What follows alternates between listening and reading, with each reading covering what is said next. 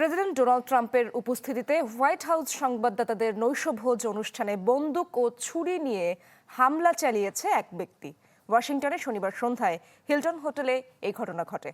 গুলির শব্দ শোনার পরপরই নিরাপদে সরিয়ে নেওয়া হয় ডোনাল্ড ট্রাম্প এবং তার স্ত্রী মেলানিয়া সহ অন্যদের। আটক করা হয়েছে হামলাকারীকে। তবে কী উদ্দেশ্যে এই হামলা প্রাথমিকভাবে তা জানানো হয়নি। ওয়াশিংটনে হিলটন হোটেলে চলছিল বার্ষিক হোয়াইট হাউস সংবাদদাতাদের নৈশভোজ। সস্ত্রীক উপস্থিত প্রেসিডেন্ট ডোনাল্ড ট্রাম্প ও যুক্তরাষ্ট্রের একাধিক শীর্ষ নেতারা। আচমকা গুলির শব্দ, ভয়ে আতঙ্কে শুরু হয় হুড়োহুড়ি। RICL TMX, যুগের পর যুগ স্থাপনা থাকে মজবুত।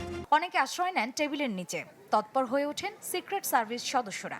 সরিয়ে নেওয়া হয় প্রেসিডেন্ট সহ অন্যান্য গুরুত্বপূর্ণ ব্যক্তিদের। পরে জানা যায় বিস্তারিত।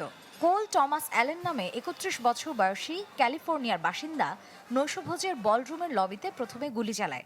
তার সাথে ছুরিও ছিল। হামলাকারী বলরুমের ভেতরে যেতে চাইলে তাকে আটক করে আইন শৃঙ্খলা রক্ষাকারীরা।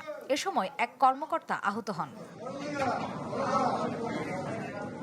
এর ঘণ্টা দুয়েক পর হোয়াইট হাউসে সংবাদ সম্মেলনে কথা বলেন ডোনাল্ড ট্রাম্প। হামলাকারীকে অসুস্থ মানসিকতার ব্যক্তি হিসেবে উল্লেখ করেন তিনি। বলেন, যুক্তরাষ্ট্রের রাজনীতিতে অংশ নেওয়া মানেই এই ধরনের ঝুঁকি বহন করা।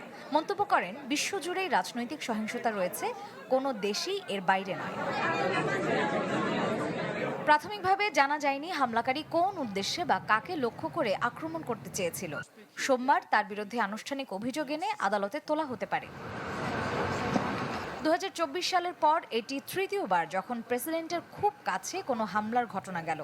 এর মধ্যে পেনসিলভানিয়ার বাটলারে হত্যাচেষ্টায় আহত হন ট্রাম্প। মার্জিয়া শ্রেয়া, চ্যানেল 24।